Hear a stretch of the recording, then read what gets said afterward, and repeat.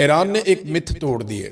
اس سے پہلے آپ کو یاد ہوگا پچھلے سال ایران نے ایک اور متھ توڑی تھی کہ اسرائیل کے اوپر کوئی بم گر نہیں سکتا، اور وہاں کوئی آئرن ڈوم نام کی کوئی بہت بڑی کوئی بلا ہے اور اس کو کوئی ڈیسیو نہیں کر سکتا، اس کو کوئی بھی بم یا میزائل کراس نہیں کر سکتا۔ ہم یہ بات جو ہے وہ کئی سالوں سے سنتے چلے آ رہے تھے، پوری دنیا اس میں بلیو کرتی تھی، لیکن ایران نے خاص طریقے سے وہاں پہ بم مارے، ڈرونز مارے۔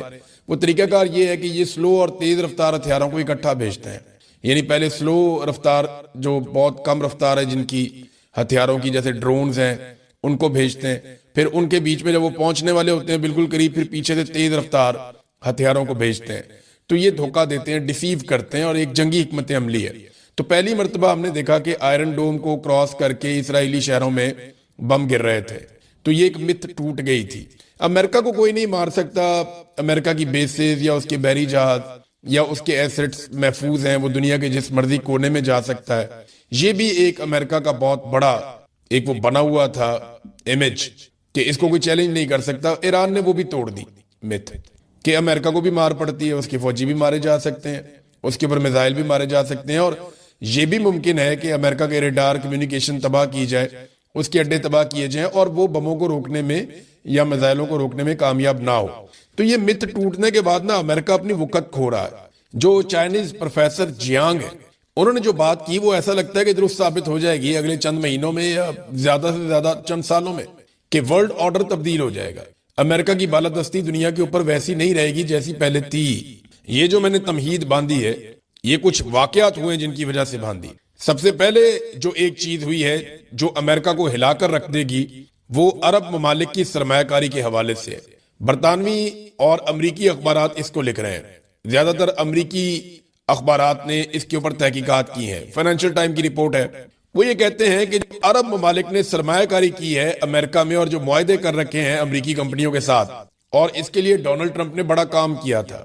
ڈونلڈ ٹرمپ نے امریکہ کا صدر بننے کے بعد سب سے پہلے مڈل ایسٹ کا ایک دورہ کیا تھا۔ سعودی عرب، یو اے ای، قطر، آپ کو یاد ہوگا ان ملکوں میں گئے تھے، اور تب ڈونلڈ ٹرمپ کو لگ بھگ $2 ٹریلین سے زیادہ کی انویسٹمنٹ کے وعدے ہوئے تھے، ایم او یو سائن ہوئے تھے، پھر معاہدے بھی ہو گئے تھے بہت سارے۔ تو یہ پیسہ امریکہ کی اکانومی کو بہت زبردست طریقے سے اٹھا سکتا تھا۔ اب عرب ممالک کا پیسہ امریکہ میں انویسٹ ہو جائے تو یہ تو امریکہ کو بہت فائدہ ہے، لیکن اس وقت جو رپورٹ آئی ہے وہ یہ کہہ رہی ہے کہ 4 عرب ممالک میں سے 3 ایسے ہیں جو بہت سارے معاہدے امریکہ کے ساتھ معطل کرنے جا رہے ہیں اس جنگ کے نتیجے میں۔ یعنی عربوں کو یہ پرابلم ہو گیا نا کہ یہ تو ہمارا تحفظ ہی نہیں کر سکتے، امریکہ کو پیسہ کیوں دیتے تھے، وہاں پہ انویسٹمنٹ کیوں کرتے تھے، انویسٹمنٹ اب چائنا میں کر سکتے ہیں، یورپ میں کر سکتے ہیں، یہ انویسٹمنٹ اپنے ممالک میں کر سکتے ہیں، پاکستان انڈیا میں انویسٹمنٹ کر سکتے ہیں، یہاں پہ تو منافع بھی بہت ہے، لیبر بھی سستی ہے، لیکن یہ انویسٹمنٹ لے کر وہاں کیوں جا رہے تھے امریکہ میں؟ کیونکہ اس کے بدلے میں امریکہ تحفظ بھی دیتا تھا۔ تو امریکہ تحفظ کرنے میں ناکام رہا عربوں کے۔ اب وہ یہ سوچ رہے ہیں 4 میں سے 3 ملک، یہ دعویٰ کیا گیا ہے۔ 4 ملک کون سے ہیں؟ سعودی عرب، یو اے ای، قطر اور کویت۔ اب ان میں سے 3 ممالک ایسے ہیں جو اپنے معاہدے معطل کرنے کے بارے میں سوچ رہے ہیں، اور وہ یہ کر لیں گے۔ یہ اس کے اندر بتایا گیا کہ بہت امکان ہے کہ وہ ایسا کر لیں گے۔ یہ امریکہ کی ریڑھ کی ہڈی کو ہلا کے رکھ دے گا، کیونکہ امریکہ نے اپنی بہت ساری پلاننگ اور منصوبہ بندی ان چیزوں کو سامنے رکھ کے کی ہے۔ اب دیکھتے ہیں۔ دوسرا، آپ کو یاد ہے انڈونیشیا کے صدر نے کس طریقے سے ڈونلڈ ٹرمپ کے ساتھ بات چیت کی تھی، جس کی آڈیو بھی بعد میں آ گئی تھی۔ یعنی شہباز شریف کے بعد اگر کسی آدمی نے سب سے زیادہ نمبر کمائے ہیں اور کمال قسم کی ڈونلڈ ٹرمپ کی بوٹ پالش کی ہے تو وہ انڈونیشیا کے صدر نے کی ہے۔ اب وہ انڈونیشیا بھی آنکھیں دکھانا شروع ہو گیا ہے، اور جو سٹیٹمنٹ آیا انڈونیشیا کے وزیر خارجہ کی جانب سے، وہ سٹیٹمنٹ سننے والا ہے۔ میں آپ کو بتاتا ہوں، انہوں نے ڈونلڈ ٹرمپ کو دھوکے باز ہی قرار دے دیا ہے۔ یعنی ٹرمپ نے جنوری 2026 میں بورڈ آف پیس بنایا، جس کا مقصد غزہ میں امن قائم کرنا تھا۔ انڈونیشیا اس میں شامل ہوا، فوجی بھیجنے کا وعدہ کیا اور تجارتی رعایتیں بھی دیں، لیکن مارچ 2026 میں امریکہ اور اسرائیل نے خود ایران پر حملہ کر دیا، جس سے پورے علاقے میں جنگ بھڑک اٹھی۔ اس پر انڈونیشیا کے وزیر خارجہ نے بورڈ آف پیس کی تمام بات چیت معطل کر دی، اور صدر پرابوو نے کہا کہ اگر یہ بورڈ فلسطینیوں کے لیے فائدہ مند ثابت نہ ہوا تو انڈونیشیا اس سے نکل جائے گا۔ انڈونیشیا کا کہنا ہے کہ جو پلیٹ فارم امن کے نام پر بنا تھا اسی کے بانی نے نئی جنگ چھیڑ دی ہے، یعنی دھوکہ ہوا ہے۔ اب آپ اندازہ کریں کہ انڈونیشیا جو تھوڑا عرصہ پہلے تک ان کا صدر جو ہے وہ ٹکا کے جوتے پالش کر رہا تھا، اب وہ کھڑا ہو گیا اور یہ جرت اس کو کیسے آئی؟ وہ ایران سے آئی. اس نے دیکھا کہ ایران کٹ رہا ہے امریکہ نو, ہم ان کو کیا سمجھتے تھے, یہ کیا نکل آئے. اور اس کے بعد انہوں نے یہ بھی دیکھ لیا کہ مڈل ایسٹ کے لوگ بھی ان کے خلاف ہو رہے ہیں, وہ بھی یہ سوچ رہے ہیں کہ ہمارے تحفظ میں ناکام رہے. تو ڈونلڈ ٹرمپ کے لیے بہت کچھ لوز ہوتا ہوا دکھائی دے رہا ہے, امریکہ کے لیے بھی. جبکہ پاکستانیوں کو ابھی تک ہوش نہیں آئی. پاکستانیوں کا پرابلم یہ نہیں ہے نا, پاکستانی جو گورنمنٹ ہے اس کا پرابلم کوئی فورن پالیسی یا یہ چیزیں نہیں ہے, وہ تو کوئی بھی حکومت ہوگی چلا ہی لے گی. اصل پرابلم ان کا یہ ہے کہ پاکستان کے اندر جو وہ گند مار رہے ہیں نا, وہ اصل ان کا مسئلہ ہے. جو انسانی حقوق کی پامالیاں ہو رہی ہیں, عدلیہ کو یرغمال کر دیا ہے, میڈیا کو کنٹرول کر دیا ہے, سوشل میڈیا ایکٹیوسٹ جو ہیں وہ گرفتار کیے جا رہے ہیں. تو جو پاکستان کے اندر خواتین کے ساتھ ظلم اور بربریت, جبری گمشدگیاں ہو رہی ہیں, سیاسی مخالفین کے ساتھ جو کیا جا رہا ہے, اور پاکستان کی فوجی عدالتیں بنا کے سزائیں دے رہی ہے, اور جو پاکستان کی ملٹری اسٹیبلشمنٹ نے کنٹرول کیا, یہ چیزیں پاکستان کے اندر جو ہے اس کنٹرول کو قائم رکھنے کے لیے اور سب سے بڑے مخالف عمران خان کو دبانے کے لیے پاکستان سارا کچھ کر رہا ہے. جو موجودہ رجیم ہے اس کا کوئی اصولوں کے ساتھ تعلق نہیں ہے, پاکستان کے فائدے نقصان کی بات نہیں ہے. پاکستان کے اندر جو مسلط ٹولہ ہے وہ اپنے مفاد کے لیے ساری پالیسی بنا رہا ہے. ایک اور چیز, یہ تو ہو گیا انڈونیشیا, پاکستان کو تو ہوش آنی نہیں ہے. امریکہ اور اسرائیل نے مسلمان ملکوں کو لڑانے کی بھی ایک کوشش کی, اس میں بھی ناکام ہو گئے. یعنی سعودی عرب نے خود ایران کے حق میں سٹیٹمنٹ دے دیا, یو اے ای نے بھی کہہ دیا کہ ہم اپنی سرزمین اب استعمال نہیں کرنے دیں گے ایران کے خلاف. یہ بڑی خوش آئند بات ہے. جن ممالک کو, یعنی ترکی کو, آذربائیجان کو, عراق کو, یو اے ای کو, قطر کو, سعودی عرب کو, ان تمام ممالک کو ملا کر ایران سے لڑانے کی کوشش کی گئی, لیکن کامیابی نہیں ہوئی, نہ امریکہ کو نہ اسرائیل کو. ہاں, صرف پاکستان اور افغانستان کو لڑانے میں امریکہ کامیاب ہوا, اور وہ بھی پاکستان کے حکمران کیوں لڑتے ہیں وہ آپ جانتے ہیں اچھی طرح. پیوٹن نے ایک سٹیٹمنٹ دیا ڈونلڈ ٹرمپ کے بارے میں اور امریکہ کے بارے میں, اور دیکھیں حالات ایسے پیدا ہو گئے ہیں کہ امریکہ اکیلا ہوتا چلا جا رہا ہے. میں بتاتا ہوں کیسے. پیوٹن نے کہا کہ امریکہ نے کس خوشی میں عراق, شام اور لیبیا پر حملہ کیا. سیکورٹی کونسل کی پابندیاں امریکہ پر کیوں لاگو نہیں ہوئی؟ امریکہ کے لیے بین الاقوامی قانون یہی ہے کہ وہ جو چاہے کر سکتا ہے, اس نے بس فیصلہ کیا اور جنگ کر دی. امریکہ جو چاہے کرتا ہے اور کسی سے جواب دہ نہیں ہوتا, یہ پیوٹن نے کہا. دیکھیں نا, دنیا کا کوئی بھی ملک جیسے ہی جنگ کرتا ہے جی پابندیاں, یہ ہتھیار بنائے پابندیاں, یہ والا ویپن کیوں لے آئے پابندیاں, یہاں پہ آپ کیوں آگے پابندیاں. امریکہ پہ کبھی کوئی پابندی لگی ہے؟ وہ صرف پابندیاں لگاتا ہے, اس کے اوپر پابندی نہیں لگتی, جو مرضی کرتا رہے. وہ ایک ملک کا صدر ہی اٹھا کے لے گئے بیچ میں سے, کوئی پابندی نہیں, کسی نے پوچھا ہی نہیں. ایک ملک کے اندر جینوسائیڈ کر رہے ہیں. ایران میں 200 اہداف کو نشانہ بنایا پچھلے 24-48 گھنٹوں کے اندر, 36 گھنٹوں میں لگ بھگ 200 اہداف, اور سویلینز کا قتل عام کیا ہے. 200 تو صرف بچے شہید ہو گئے اب تک کی اطلاع کے مطابق ایران میں, اور یہ جینوسائیڈ ہے, یعنی نسل کشی کر رہے ہیں ایرانیوں کی, جیسا غزہ کے اندر کیا گیا اسرائیل کی جانب سے. تو یہ پیوٹن نے نشاندہی کی ہے. اچھا, اس میں نا اقوام متحدہ کے سیکرٹری جنرل انٹونیو گوتریس کا ایک سٹیٹمنٹ آیا, اور انہوں نے کہا جی پچھلی کئی دہائیوں میں ایٹمی حملے کا اتنا خطرہ نہیں تھا, یا ایٹمی ہتھیاروں کے استعمال کا اتنا خطرہ نہیں تھا جتنا خطرہ اب ہے. یہ سٹیٹمنٹ بہت اہم ہے. دیکھیں, ایران کیا ایٹمی دھماکہ کر سکتا ہے؟ میں ایٹمی حملے کی بات نہیں کر رہا, ایٹمی تجربے یعنی ایٹمی دھماکے کی بات کر رہا ہوں. تو بالکل اب ایران کے پاس پورا جواز موجود ہے. لیکن اگر ایران نے بار بار کے حملوں سے اور لڑائی سے بچنا ہے تو انہیں ایک ایسا ہتھیار اب چاہیے ہوگا جس سے اسرائیل کی بولتی بند ہو جائے. یعنی اگر ایران کے پاس ایٹم بم ہو تو اسرائیل کبھی بھی اس کے ساتھ جھگڑا نہیں کرے گا, پٹاخہ بھی نہیں چلائے گا. وہ یہی سوچے گا کہ یہ تو ان کو مارنے کی عادت ہے ایرانیوں کو, یہ تو مارتے ہیں آگے سے, یہ نورہ کشتی تو نہیں کرتے, نہ یہ انتظار کرتے ہیں, نہ یہ لحاظ کرتے ہیں, تو یہ ایٹم بم مار دیں گے. لہذا جس دن ایران کے پاس ایٹم بم آ گیا, اسرائیل کی طرف سے اس کو خیر ہو جائے گی, اور امریکنز بھی پھر آہستہ آہستہ پیچھے ہٹ جائے گے, کیونکہ پھر انہیں صرف کچھ میزائل چاہیے ہوں گے جیسے شمالی کوریا کے پاس ہے. شمالی کوریا کو کوئی نہیں چھیڑتا, جو مرضی کرے. انہوں نے انسانی حقوق کی پامالیوں کی تاریخ رقم کر دی اپنے ملک کے اندر. شمالی کوریا کو ایک جیل بنا کے رکھ دیا, اس ملک سے باہر کوئی نہیں جا سکتا. وہاں پہ ایک آدمی کوئی حکومت کے خلاف کوئی چیز کرے تو پورا کا پورا خاندان اٹھاتے ہیں. وہ عجیب قسم کا ملک ہے وہ, لیکن کوئی پوچھ نہیں سکتا, بات ہی نہیں کر سکتا, کیونکہ ایٹم بم ہے, میزائل ہے.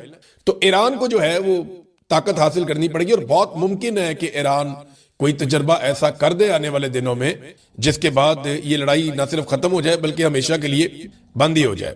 پھر ٹرمپ نے نا ایک دعویٰ کیا تھا شروع میں, اور یہ اب عالمی سطح پہ میڈیا پہ چھپ رہی ہیں چیزیں, یورپ میں یہ چیزیں بہت چھپ رہی ہیں, کہ ٹرمپ نے پہلے سب سے نا کچھ ممالک کو یہ کہا تھا کہ ہم 4 دن کے اندر یہ جنگ ختم کر دیں گے.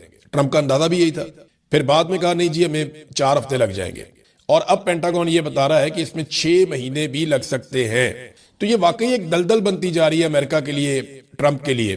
اور قطر نے خبردار کیا ہے، قطر کے جو وزیر توانائی ہیں انہوں نے کہا جی اگر یہ صورتحال جو اس وقت بنی ہوئی ہے آبنائے ہرمز میں، اگر یہ صورتحال پرلونگ کر جاتی ہے 2-3 ہفتے، زیادہ ٹائم نہیں بتا رہے، اگر 2-3 ہفتے ایسا ہوتا ہے تو اس کے نتیجے میں کیا ہوگا؟ اس کے نتیجے میں عالمی منڈی میں پیٹرول کی قیمت دگنی ہو جائے گی، یعنی جو 68 پہ پرائس تھی جنگ شروع ہونے سے پہلے، وہ $150 تک وہ کہہ رہے ہیں چلی جائے گی فی بیرل، اور یہ بہت بڑا جھٹکا ہوگا عالمی منڈی کو، اور پوری دنیا کے اندر جو ہے ترقیاتی معاملات رک جائیں گے، ایک بہت بڑا بحران پیدا ہو جائے گا۔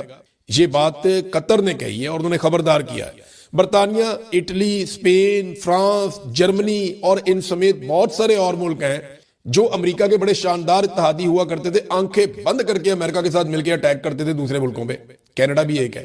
ان ملکوں نے تو کبھی سوچا ہی نہیں تھا، اپنے دماغ سے کام ہی نہیں لیا تھا، جیسے ہی امریکہ نے کہا ادھر اٹیک، یہ سارے ساتھ چلے جاتے تھے، ادھر اٹیک، یہ سارے ساتھ چلے جاتے تھے۔ عراق پہ اٹیک ہوا، شام پہ ہوا، افغانستان پہ ہوا، لیبیا پہ ہوا، یہ سارے ساتھ جاتے تھے، ہمیشہ جاتے تھے، کبھی سوال نہیں کیا انہوں نے۔ لیکن اب یہ ممالک ڈونلڈ ٹرمپ کی لڑائی کا حصہ نہیں بن رہے، یہ بہت بڑی پیش رفت ہے۔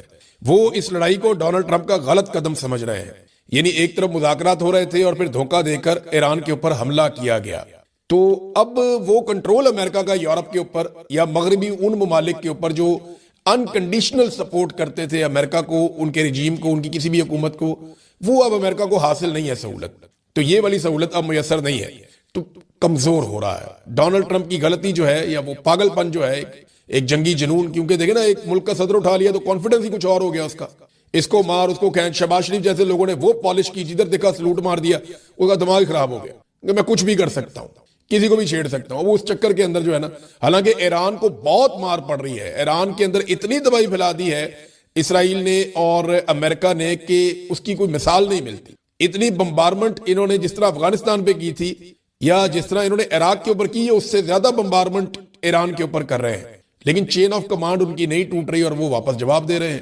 دیکھیں نا، جو ایران نے آفیشیل سٹیٹمنٹ دیا، انہوں نے کہا جی اب تک جو ہم نے ہتھیار چلائے ہیں یہ 2010 سے پہلے والے تھے، یہ آفیشیل سٹیٹمنٹ ہے ان کا۔ انہوں نے کہا 2010 سے پہلے والے ہتھیار ہم نے چلائے ہیں، اس کے بعد والے ہتھیار اب ہم چلانا شروع کر رہے ہیں، اور اب جدید ہتھیار آئیں گے جو ہم چلائیں گے، اور اس کے اندر انہوں نے بتایا جی ہمارے بیلسٹک میزائلز ہیں کچھ، اور ہائپرسونک میزائلز ہیں، اور یہ بہتر ہیں، اہداف کے اوپر بہترین جاتے ہیں۔ اب ڈونلڈ ٹرمپ نے یہ کر دیا امریکہ کے ساتھ، ٹرمپ کے لیے دعائیں شروع ہو گئی ہیں امریکہ میں۔ وہ ایک ویڈیو بھی آئی ہے جس میں بہت سارے ایسے مذہبی ٹائپ کے لوگ کھڑے ہیں، عورتیں اور بندے، وہ ڈونلڈ ٹرمپ کے کندھوں پہ، بازوؤں پہ ہاتھ رکھ کے تو اس کے لیے دعائیں کر رہے ہیں۔ تو اب معاملہ جو ہے نا وہ دعاؤں پہ آ گیا، اور امریکہ کی طرف سے بہت سارے لوگوں نے اس کو مذہبی جنگ بنانے کی کوشش کی ہے، یعنی اسرائیل کی جانب سے، امریکہ کی جانب سے، وہ اس کو مذہبی جنگ کا رنگ دینا شروع ہو گئے۔ دیکھیں نا، معاملہ شروع ہوا تھا جی ان کے پاس یہ والے ہتھیار نہیں ہونے چاہیے، دیکھیں جی یہ دنیا کے لیے خطرہ ہے، دیکھیں جی ایٹم بم بنا رہے، معاملہ کہاں سے شروع ہوا تھا؟ اب مذہبی جنگ پہ آ گیا۔ اگر تو آپ نے ہتھیار ختم کرنے تھے تو آپ سکولوں پہ اٹیک کیوں کر رہے ہیں؟ اور وہ ثابت ہو چکا ہے کہ سکول کے اوپر اٹیک امریکہ نے کیا تھا، اسرائیل نے نہیں کیا تھا، جس کے اوپر ایران میں بہت غم و غصہ ہے۔ ناظرین، جو سیٹلائٹ کمپنیاں ہیں بین الاقوامی، ان پر بھی دباؤ ڈالا جا رہا ہے امریکہ کی جانب سے کہ جو فوٹیج ہے وہ جاری نہ کریں، تصاویر جاری نہ کریں، کیونکہ سیٹلائٹ والی تصاویر جب آتی ہیں تو ان کا کمپیریزن کر کے پتہ کر لیتے ہیں لوگ کہ امریکی اڈے کتنے پہلے تھے اور کتنے اب ہیں، یعنی کس حالت میں تھے اور اب کس حالت میں، ان کے ریڈار پہلے کس حالت میں تھے اب کیسے ہیں، ان کے کمیونیکیشن سسٹم پہلے کیسے تھے اب کیسے ہیں۔ تو سیٹلائٹ تصاویر بنانے والی جو مختلف کمپنیز ہیں ان کے اوپر بھی دباؤ ڈالا جا رہا ہے کہ آپ فوری طور پہ جاری نہ کریں، بے شک اس میں ٹائم لے لیں، 3-4 دن کے بعد جاری کریں، لیکن فوری طور پہ جاری نہ کریں۔ اسرائیل بھی روک رہا ہے کہ اسرائیل کے اندر جو تباہی اور بربادی ہے، بہت سارا ملبہ وہاں پہ پڑا ہوا ہے، اس کی کوریج نہ کرے عالمی میڈیا، جبکہ ایران میں ایسا کچھ نہیں ہے، وہ کہتے ہیں جی کر لیں۔ اور میں نے آپ کو پہلے بھی بتایا تھا، میں آپ کو پھر بتا رہا ہوں کہ اسرائیلی شہری، یہ 1 ہفتے کی لڑائی ہے جس کے اندر ذہنی مریض بنتے جا رہے ہیں، وہ نیچے بنکرز کے اندر ہیں، وہ نیچے سرنگوں کے اندر ہیں، زیر زمین جو ان کی پناہ گاہیں اس کے اندر ہے، اور وہ ذہنی مریض بن رہے ہیں۔ تھوڑی تھوڑی دیر بعد دھماکوں کی آوازیں آتی ہیں، سارا دن وہاں سائرن بجتے رہتے ہیں، تو وہ ذہنی کوفت کا اور بیماریوں کا شکار ہو رہے ہیں، ایک تناؤ کا شکار ہو رہے ہیں۔ جبکہ ایرانی جن کی اتنی ساری شہادتیں ہو گئیں، وہ سڑکوں پہ پھر رہے ہیں، اکٹھے ہو کے احتجاج کرتے ہیں۔ وہ ایک جگہ پہ ایرانی احتجاج کرتے ہیں، وہاں دھماکے ہوئے اور وہ وہاں سے ہلے بھی نہیں، وہیں کھڑے ہو کر انہوں نے خیبر کے نعرے لگانا شروع کر دیے، حیدر کے نعرے لگانا شروع کر دیے۔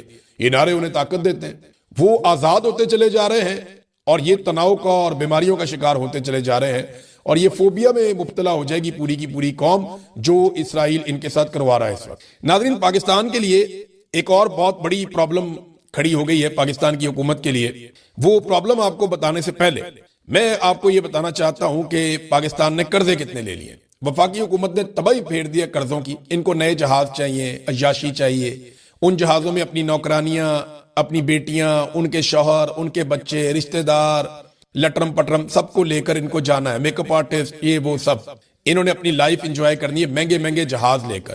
اور مزے کی بات یہ ہے کہ وہ عمران خان صاحب کہتے تھے نا کہ باہر سے لوگ ہمارے ملک میں نوکریاں کرنے آئیں گے، یہ میرا خواب ہے، وہ خواب مریم نواز نے پورا کر دیا۔ مریم نواز کا جو جہاز ہے اس کے غیر ملکی پائلٹ ہے اور ان کو ڈالروں کے اندر تنخواہیں دی جائیں گی، کوئی $38,000 بتا رہے ایک کی پتہ نہیں $32,000 ایسے کچھ زیادہ تنخواہیں ان کی۔ تو یہ اب جو پائلٹس ہیں مریم نواز کے وہ غیر ملکی ہیں۔ غیر ملکی کیوں ہے؟ کہ جیسی ایمرجنسی ہوگی غیر ملکی پائلٹ ان کو لے کے نکل جائیں گے۔ پاکستانی پائلٹ ہوگا تو سوال ہوگا، جواب ہوگا، دباؤ بھی ہوگا، بات باہر بھی نکلے گی۔ غیر ملکی پائلٹ ہے تو کوئی بات نہیں نکلے گی، فوراً لے کے فلائی کرے گا۔ بھاگنے کی فل تیاری ہے ان کی، میں اچھی طرح سمجھ رہا ہوں سارے معاملہ جو حسینہ واجد کے ساتھ ہوا۔ ان کو آئیڈیا ہے کہ ان کو ایک دن بھاگنا پڑے گا پاکستان سے جس دن پاکستانی کھڑے ہو گئے۔ اب ذرا قرضوں والے معاملے پہ آ جائیں کہ عیاشیاں ان کی آپ دیکھ لیں اور قرضے دیکھ لیں۔ آپ وفاقی حکومت کا جو قرضہ ہے وہ 79,322 ارب روپے کی بلند ترین سطح پہ پہنچ گیا ہے۔